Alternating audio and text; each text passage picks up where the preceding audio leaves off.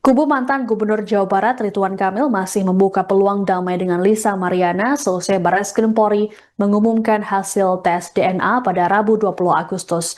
Sebagaimana diketahui berdasarkan hasil tes DNA tersebut, Ridwan Kamil tak memiliki kecocokan genetik dengan anak Lisa Mariana.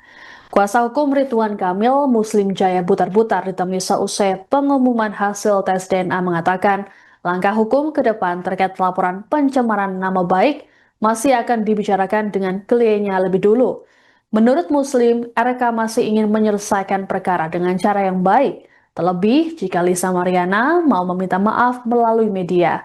Untuk diketahui, laporan RK terhadap Lisa dilakukan pada 11 April lalu ke Barreskrim Polri. Kala itu, RK datang langsung. Download Tribun X sekarang, menghadirkan lokal menjadi Indonesia.